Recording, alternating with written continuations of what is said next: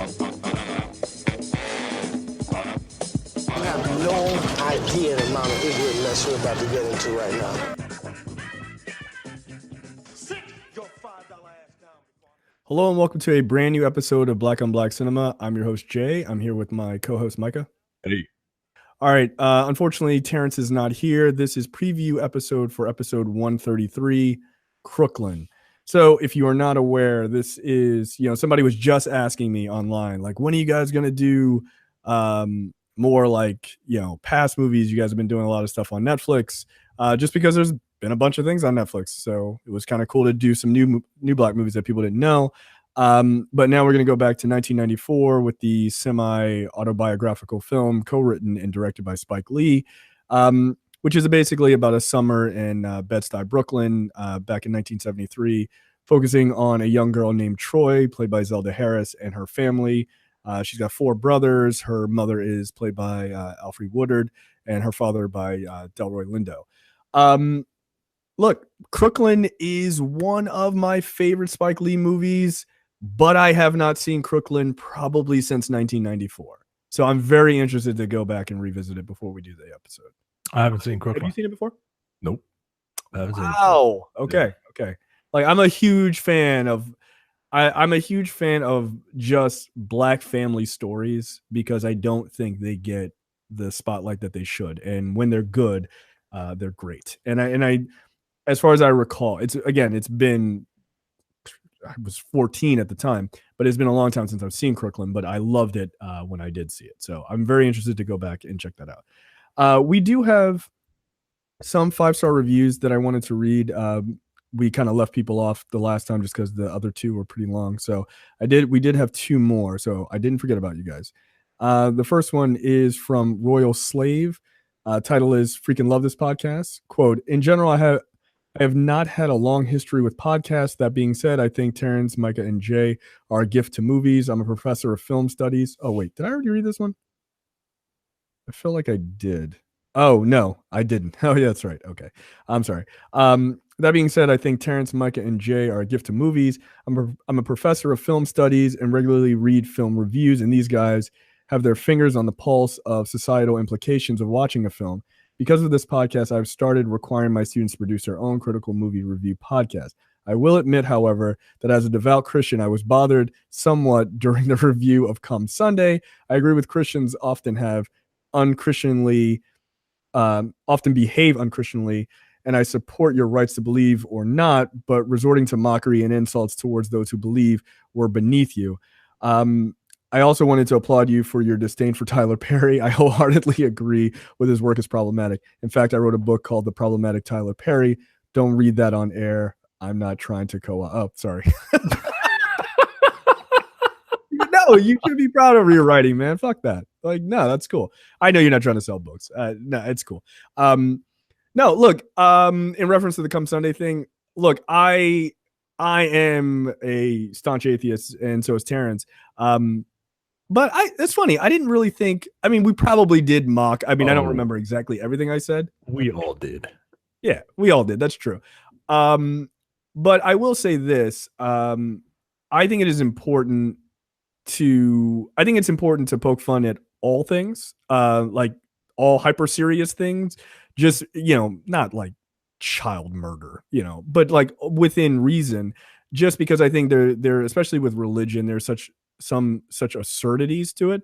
That being said, if there is a movie making fun of atheists, that's a black movie, send it my way. I will happily discuss it and make fun of it. Because look, my people, we got our own issues too.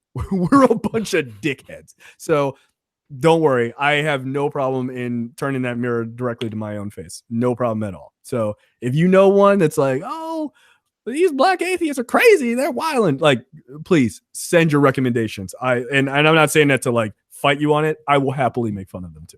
No problem. The other 5-star review is, this person is absolutely correct, by the way. It's from Farmer's Apprentice.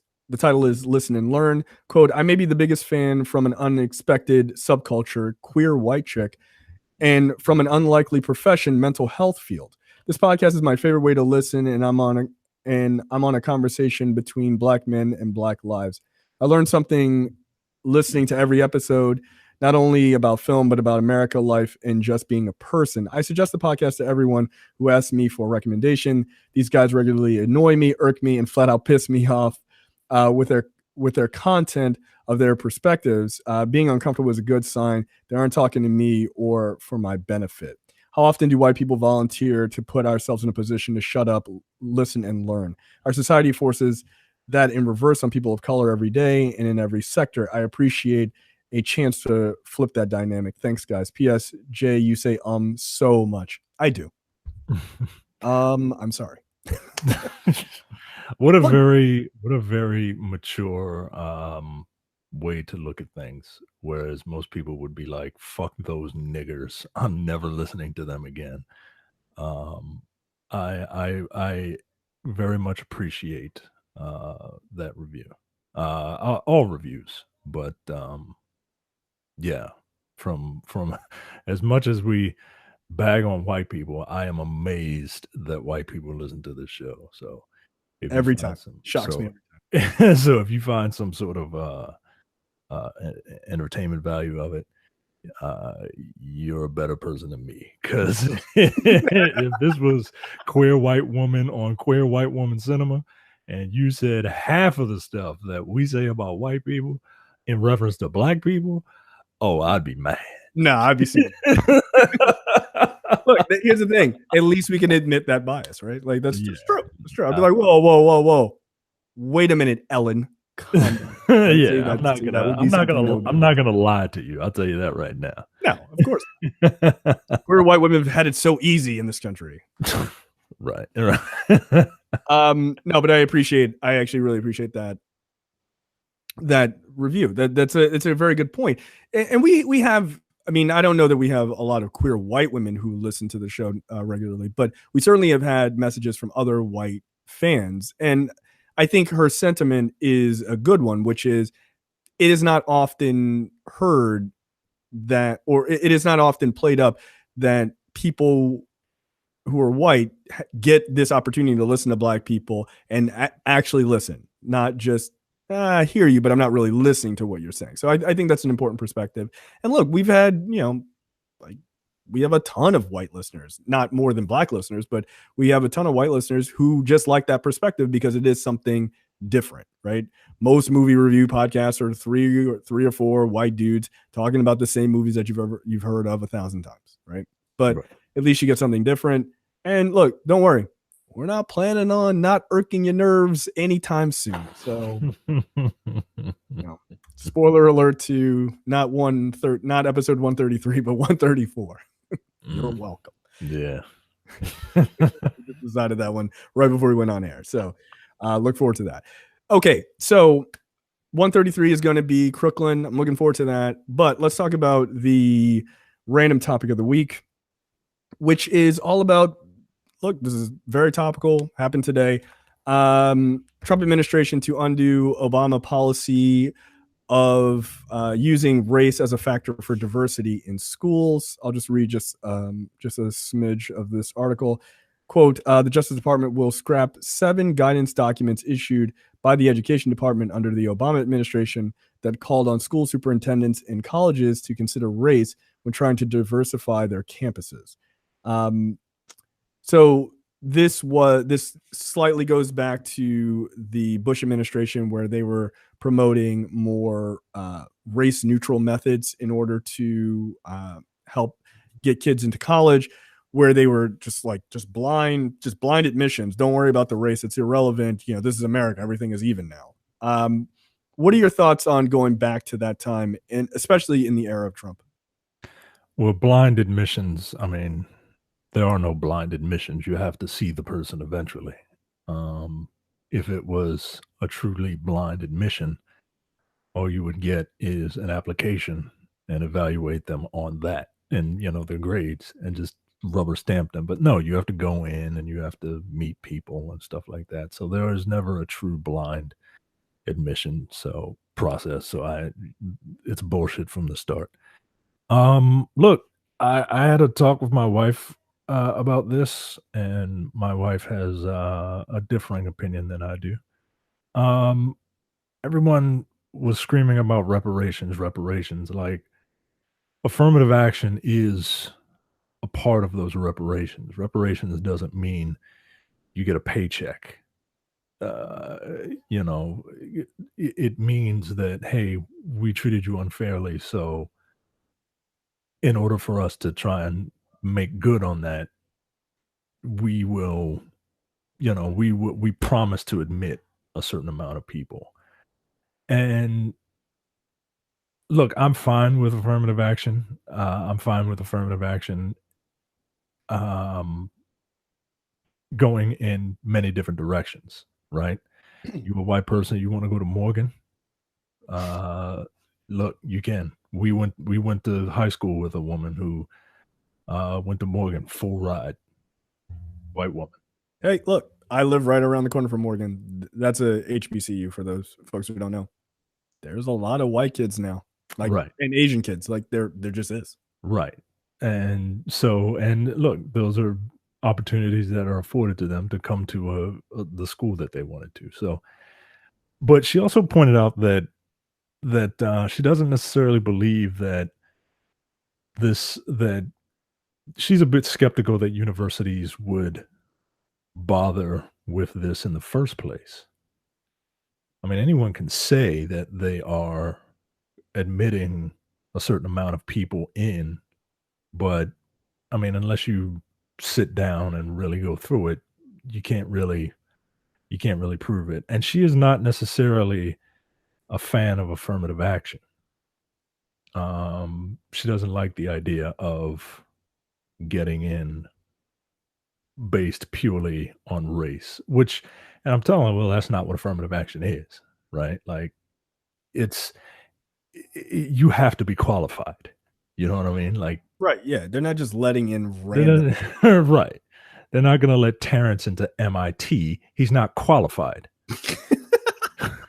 I mean, he's not. I mean, look, you don't know. You don't know. No, You don't know, you don't know what Terrence's test scores are. no, I'm pretty sure I know it. He went to Randallstown. You can get into TIM, maybe. I don't know.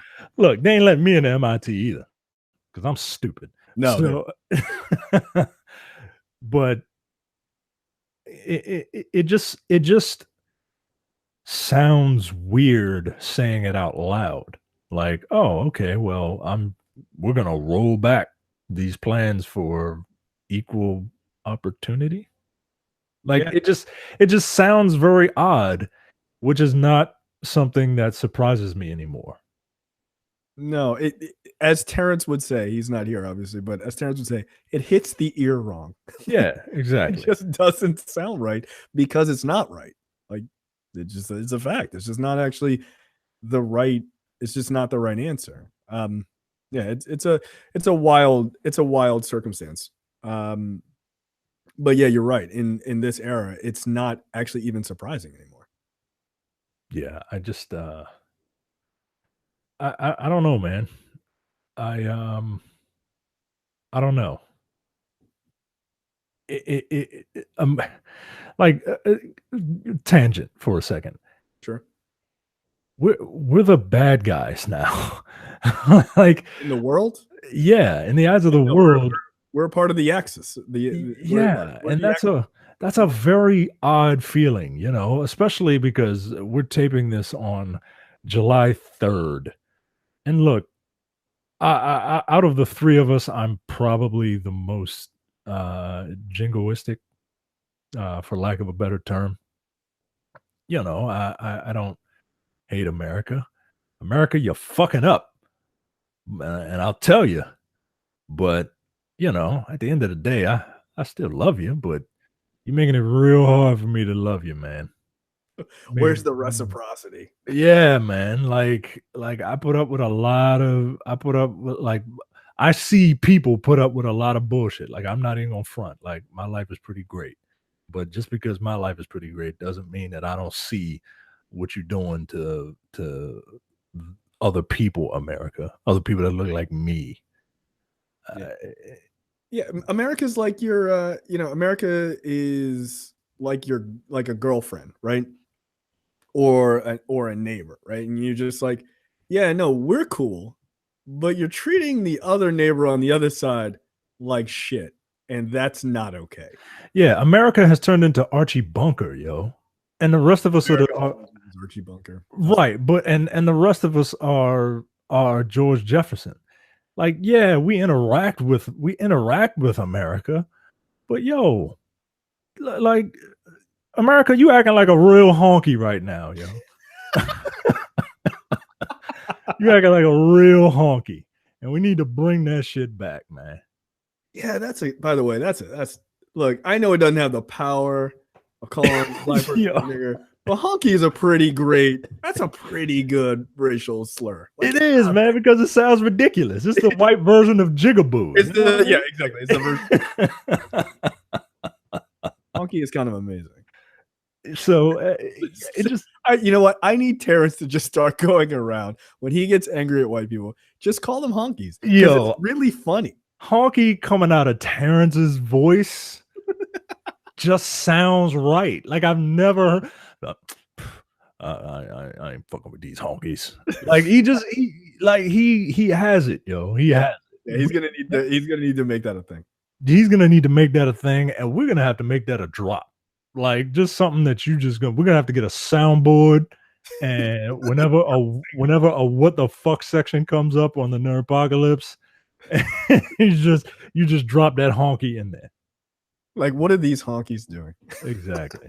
It's just a funny word. It's just a funny sounding word, man. It holds no power. It just like you can't really call black people a jigaboo, and like, I mean, you probably get punched in the face, just like historically speaking, but it doesn't really hold any power for us. Like, we're not gonna get mad because that word is just hilarious. Yeah, you gotta. I feel like you have to have a certain dialect to say that word. Yeah, you know, like Bojangles. Like, oh, how you doing there, Mr. Bojangles? Like when Alan Tudyk said that shit, I was like, oh, fuck you, yo. Like I can see that character calling somebody a jigaboo, and I get upset. Right. But you know, you gotta be south of the Mason-Dixon line of yeah. If some New York Jew calls a black guy a jigaboo, like, what? All right, buddy. Like, calm down. You're good. Okay, calm down, honky. You're right. It's like, get out of here. But yeah, man, it just feels weird being the bad guys, and yeah, it does. And seeing what feels like liberties being taken away, and like it's not even like the affirmative action stuff, right? Like this feels serious. And look, again, I live in a bubble, right? I try not to, but I do, and maybe I'm being overreactionary, but this shit sounds really bad. Like it sounds really serious and really bad. You mean the entire Trump administration or this specifically? All of it. Of it. Like this specifically is just kind of weird. Like I part of me agrees with my wife that, you know, I mean, yeah, you don't really know whether or not someone is an affirmative action, you know, hire or entry or whatever, but it doesn't matter to me. Right. If you can do the job, you can do the job. If you can do it, you can do it. And whenever someone says affirmative action, like now the term has been twisted by certain members of society that it is something bad.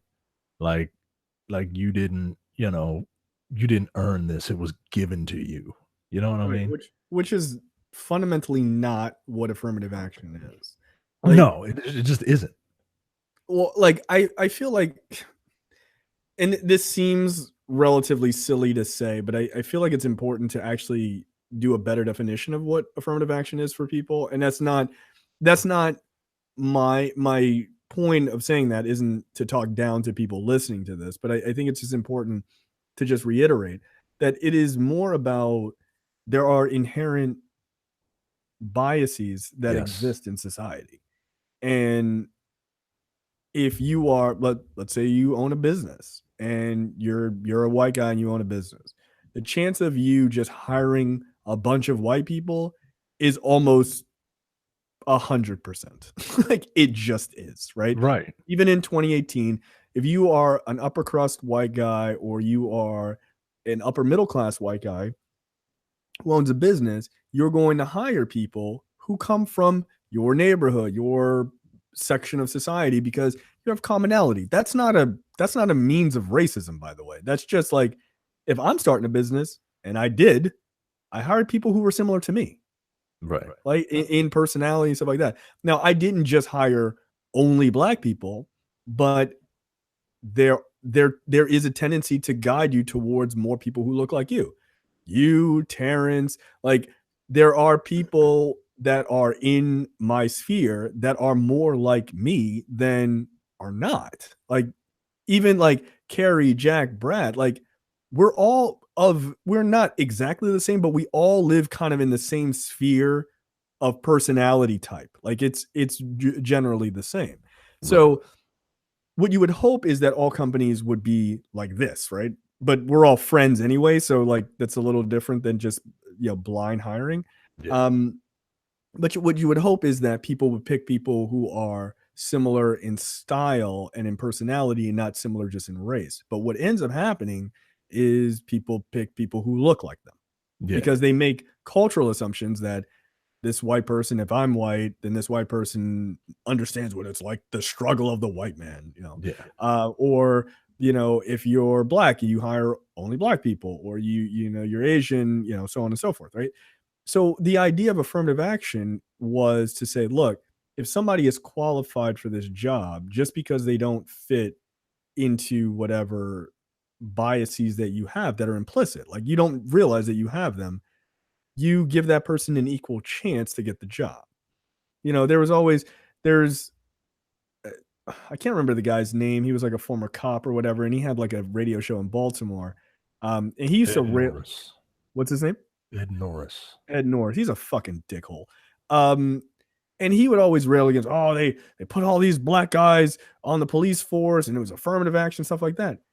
And, it's so wrong. Yeah, Ed, because most cops were white, didn't live in the city, and were beating the brakes off of black people because none of them looked like them. So they had no connection to those parts of the places where they were defending. Right. So like, that's a problem. Shit, it's still a problem because most of them live in the county and they don't live in the city, black or white. Right. So there are reasons to diversify your workforce. There's also reasons to diversify a school when you're talking about students, because you're not giving kids who are black and brown and Asian the same chances that you're getting white kids, whether they're smart enough to get into those schools or not. Generally they are, and they're just ignored, right? Just because, these white kids, they're good, they're not going to be a hassle, let's bring in these people and stuff like that. Like, it's important to recognize that you have to change that paradigm, because left to its own devices, it doesn't change. And we are still a very racist society, so we have to work towards fixing those things. And sometimes those fixes come naturally over time, and sometimes they have to be fixed by laws and by guidance. And this is one of those things, because we have not fixed that. Like, we can pretend like everything is even, but the only people screaming that it's even are the people at the top. So right. I'm sorry, that doesn't really bode well. Now, a lot of people don't know, like, there was that Supreme Court justice case that came up a couple of years ago of the white chick she was trying to get into the University of Texas, Austin, which, if you have a certain GPA at a high school in Texas, you automatically get into the University of Austin, right? If they have space. She didn't have the grades to get in, and she was mad and she blamed it on race and affirmative action that she didn't get in, but other minority kids did get in, but they had better grades than her. But she just assumed that it was a racial thing. And she fought this for like years, like 5 or 6 years. And I'm like, why don't you just go to another college? Like, and she did. So I'm like, then what's the fucking problem here? But she didn't have the grades. Because white people want to be victims. Like, I've never seen people want to be victims so bad. Because generally, and look, that's not to say that, like, No, and I know no, what your point is. Like, yeah, white people can be victims in things, right? absolutely they can. But I'm just But like saying. making yourself into one when you're not is ridiculous. Yeah, like why on earth would you do that? And look, I don't mean to say white people do it. People do it, and when I see white people do it, it It's annoying. pisses me off. Yeah, no, it's even worse. Right. You got all the advantages. You don't really need to then pretend to be hurt about something that's not a thing. So she didn't get in. Minority students got in, and she was pissed. They had better grades than her, and some of them didn't have as good a grades as her. And so she was like, well, those are the people. Like, I should have gotten that spot. But there were white kids who had lower grades than her too, who also got in because of whatever reason. They had done more extracurricular things. They had, like there's a whole host of things, right? So like her case fell apart because it's like, well, this is discrimination against white people, but white people got in that had lower grades than you, just like minorities. So why are you only focusing on minorities? Because there was a narrative that because of affirmative action, these minorities were benefiting over this strong-willed, brilliant white woman. No, you just did okay in school, and some other kids got in because they did other shit, and they wanted a diverse group of students. Do better next time. Yeah, man. It is what it is. Also, like, what's something that a lot of people don't realize, and especially white conservatives don't realize, is the number one benefactors from affirmative action, spoiler alert, are white women. A lot of people don't realize that because they talk affirmative action as affirmative action only has to do with race. It doesn't. It also has to do with gender. And white women have been riding that shit till the wheels fell off when affirmative action came around because they weren't allowed to be in the workplace. Right. That's why you get if you do contract work, you get bonus points if you are a minority owned business or a woman owned business. Exactly. And there are more now. There are more women in this country than there are men.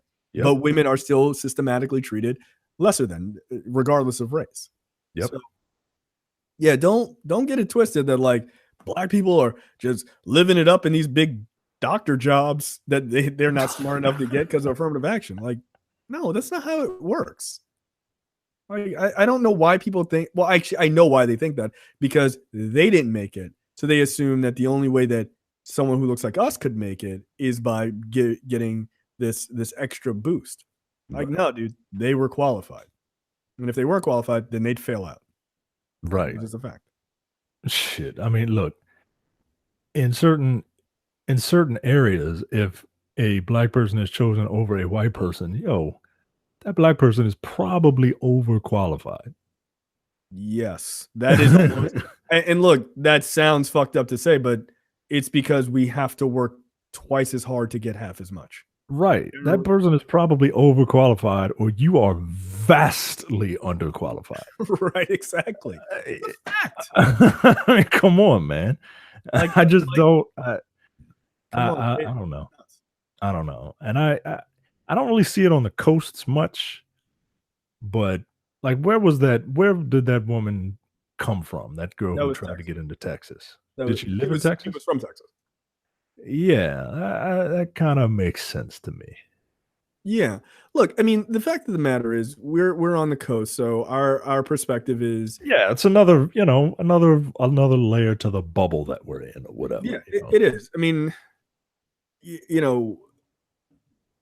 the whole idea of, was it Rob said on an episode that his friend referred to the East Coast because he wasn't from the coast, said that it's just like God playing chess over here, like just black and white characters just all mixed up together.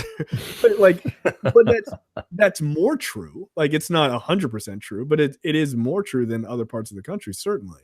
But yeah, I mean, I'm not going to pretend like our lives are exactly the same as they would be if we were in the Midwest. Like, they're not. I think that the way that black people on the coast operate is far different, just because we are forced to do, I won't say more with less, that's not true, but like the way the East Coast is specifically is very cutthroat. And if you don't push yourself really hard to make it, then you just won't. And And that's not a slander on the South or the West Coast or anything. It's just not. It's just that, like, you ever met someone from New York? You ever met someone from California? They're very fucking different. Like, they just are. And while we don't live in New York, like that East Coast lifestyle, we live near DC. No, we live near DC. It's just as bad. It's even worse because it's like half it's fake New York. Like people in New York are cutthroat, but they'll tell you to your fucking face, right? Like, get the fuck out of my face. No, people here, they will smile, they'll smile in your face all the while they're trying to take your place. Them backstabbers. Thank you. Very, very good. But, minus Micah's terrible impression of actual singing. Yeah, no, that's 100% correct. Like, it's DC and the DC, Maryland, Virginia area is very much like that. So, like, the idea of affirmative action probably seems fairly foreign to a lot of people here, because you're like, just work, and you'll just make it. But that's not. But sometimes you need that to actually just be on the same footing with other people, whether you like, because you earned it, but you need it just so people can go, all right, Tyrone and Jared, I picked the most black name I can think of and the whitest name I can think of. Like, they're equal. So let's just look at them as equals. And that's what you do. And look, if you've got 95% white people in your office, maybe you give Tyrone a chance to fucking diversify it so you can get a different perspective. Because the diversity of thought is something people don't talk about, which is really important. Mm-hmm. And if you don't think that's true, realize why you listen to this show versus other movie shows. Versus every other movie podcast. Every other one is like, minus like us, like the Medium podcast, and like one other one. Right. That's it. There aren't a lot. So a difference of perspective is really important. It really is. Look, I'll tell you right now, if they're, going back to the comment that we got from the Farmer's Apprentice, if there is a, queer on queer cinema, I'll listen to it, because there isn't one. If there's an Asian on Asian cinema, I'll listen the fuck out of that. What are you going to talk about? Kung Fu movies? That's awesome. That's dope. Right? Yeah, that's stereotypical and offensive. But like I would listen to that because everything else is the same. Right. Oh, let me guess. You're going to do a podcast where you talk about film. Cool. Are you going to do one where you talk about bad movies? Cool. I listened to those already. One that movies you really like? Cool. Short movie reviews of movies that are just coming out? Cool. We do one. Like, you know what I mean? Like, there isn't that much. But when we came up with this show, it was important for us to come up with something that was different. And it is a difference of perspective. Now, I wouldn't listen to white on white cinema because that's already exists in 4,000 different podcasts. You just don't call it that. Yeah. Just Bob and Jared talk about movies. Like, and that's okay. There's nothing wrong with that. Yeah. But diversity of perspective is really important. So when you hire Tyrone in your job that is 95% white, he might bring something to that job and a perspective to that job that you didn't expect. Like, how when people say, hey, I can't believe H&M put out that t-shirt that said that thing, and we joke about they needed a Tyrone in the office to go, nah, nigga, don't do that. Yeah, sometimes you need that black person to go, don't do that. Right. But if it's all white people, they go, oh, this seems fine. Like, so then there you go. So diversity of perspective is important. And look, that goes any way, by the way. That's not just white people need the perspective of black people, but sometimes black people need the perspective of others too. Like, they just do. We all live in bubbles. Liberals need the perspective of a conservative, so you can yell at them about being wrong. Christ. I cannot express to you how much I really need these two people, these two teams to talk to one another. Like, and sit down and look. People shit on Bill Maher all the time. That guy just had, what's his name, Ben Shapiro or somebody. He just had that dude on his show. I haven't listened yet. It was a very interesting conversation. That guy's a dick. Both of them are. Both of them are big fucking assholes. Yeah, but it was one of the better conversations that I've seen on politics. because they were actually talking and not just Right. throwing up trash memes or throwing up racist memes or throwing up gifs and shit. You know what I mean? Like we Yeah, can't sometimes even you gotta- we sometimes can't you even insult each other with words now. We have No, to do it with pictures pictures. on. Yeah, pictures on. Moving Jesus. pictures, preferably. Jesus fucking Christ, man. Yo, we're fucking and we're on this downward spiral in America. Like we've always been kind of, now we are plummeting. Yeah, we've hit the crest of that hill, man. Like, Yeah, man. look, we're in a tailspin. We need a new pilot. Yeah, man. This motherfucker is he's holding the fucking the fucking controllers and going, huh? Is this connected? How do I do anything? He doesn't know what the fuck is going on. And this isn't even like a liberal Democrat, liberal conservative thing for me, because I have some conservative leanings. This is a competency thing, man. Yeah, this nigga's just dumb. He's dumb, yo. I'd much rather have, President Super Mormon with his fucking sheets than this dude. Oh, I take Mitt Romney in a goddamn New York minute. Or Utah second, or whatever the fuck it would be out there. I don't know. It's pretty slow out there, probably a Utah hour. So yeah, I know I'd take Mitt Romney in a minute. I'd be like, I hate all of your policies, but at least I feel like you're not selling out to another country like a straight up bitch. Like, Right. At least we have that. So yeah, I mean, look, I think talking is important, obviously. I also am kind of over the whole civility thing. If anybody listens, I saw a tweet. podcast. I saw a tweet that was so spot on in reference to civility, where the person was like, yeah, you conservatives want civility. We called it political correctness and you mocked us for it. Yeah. That's it is incredibly amusing to me. It is incredibly amusing to me. I mean, that's about as apropos as it gets. Yeah, man. Like I wish I remembered who that was so I could credit them, but yeah, man. You can be more civil. You mean how we already try? Okay. Right. Yeah, that's a good point. That's a great point, actually. You're delicate like a snowflake. Yeah, okay. But be more civil, you cucks. What? This is what we're doing? All right. Yeah, no, but look, getting back to this whole topic of diversity of thought and diversity in schools. Look, education is the way that we fix things. Education, people go, oh, we've got to figure out all these other. Look, education is it. That we know what the answer is. Education is it. Because if you can get an education, then you can hopefully pull yourself up. If you can get an education, then you can make education important to the next generation of your kids and your kids' kids and so on and so forth, and pull yourself up, get a good job, move yourself out of the hood, yada, yada, yada. But more importantly, infiltration and fixing of systems requires you to be in the system. So get an education. You want to fix issues with like local judges, throwing black people in jail, or funding terrible funding of police forces with military equipment, all this other stuff. Cool. Get an education, become a lawyer, become a judge, change shit. Yep. Become a mayor, become a governor, become a senator, become a representative, become president. Change things. That's how you change things. And you don't get there by not having an education. So when they cripple you at this point because you're black and you're educated and you can't get in, and they're just looking at you just because you're black and that's enough to discredit you, that's where the problem lies. Because education is terrifying.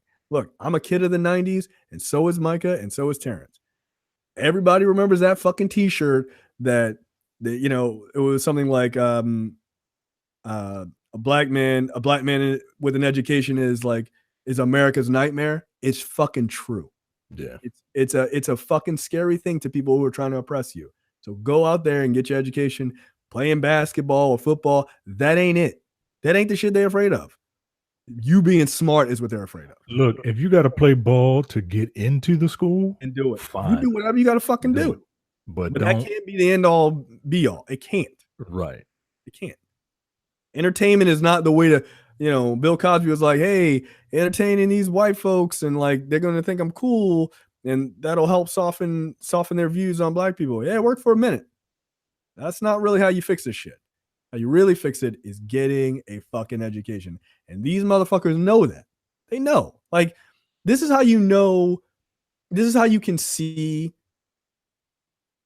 I will just push this on conservatives. I'm not going to push this on white people, but this is how you know conservatives want to keep shit the way it is. Because, spoiler alert, that's what conservative means, is to keep things the way they are. They want to keep things the way they are. And they tell you that, but they telegraph that shit by the things that they try to destroy on the way up.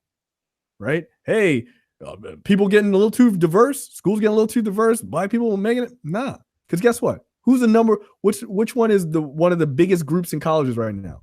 Black women. Yep. They don't like that shit. And who's the biggest voters against conservatives? Spoiler alert. Black women. They don't like that shit. So they're going to try to fucking tamp that shit down, keep as many kids out of college as humanly fucking possible. Black and brown people, get your ass in school. Take out as many loans as you need to take out. Don't worry about that shit. Do the Peace Corps and get your loans repaid. Get out there and get that fucking education. Because that's the shit that scares them at the end of the goddamn day. Yep. They scared, that means you're doing the right fucking thing. Absolutely. Go to school, kids. There you go.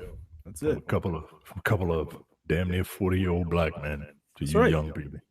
That's right. Look, man, go to school. And if you're wondering, did we go to school? Yes. Yes, we did. The fuck? Come on. But that's true. And look, that's, by the way, I don't want to get any comments like, well, I couldn't afford school. That's not a slam. But if you can, go. Yeah. That's important. And if you can make it, make it. If you can take out the loans, take out the loans. Like, people get to, oh, I don't want to carry that debt. Nigga, you're going to be carrying debt on everything else too. I keep telling my sister that shit. It's like she don't want to open up a line of credit because, oh, I don't want to owe nobody. Yo, you need to, how old are you? Yeah. Look, I ain't saying to destroy your life over anything, but get an education in something you can make money in and something that you love or something that you like enough. Yeah. And go get your money. Because guess what? Trying to live debt-free, what country you live in? It's America, Jeff. Racism and debt are like our number 1 and 2 things that we do. Like, it just is. So get that debt. I mean, if you think that all these white lawyers and doctors don't have debt, you're crazy. They do too. Yeah. They do too. So get your education, man. It's super important. And don't let these fucking assholes stop you. Hopefully this is going to be a finite situation. We'll pull ourselves out of it. But for right now, we are the bad guys. So it is what it is. And shout out to our international listeners who are screaming, you've always been the bad guys. You're probably right. Yeah, you're probably right. But now it's so bad that even we see it. It's like, it's like when you smell, but then like you smell so bad, you smell yourself. Like, yeah. Oh, god damn. Yeah. This fucking it smells like a sub funk on me, man. Yeah, it smells like a sub shop in here. I got to get the hell out of here. It's not a good look. So that's it for this preview episode. Look forward to next week. We're back on schedule for Crooklyn. Should be a lot of fun, and we will see you guys next time. See ya. We out.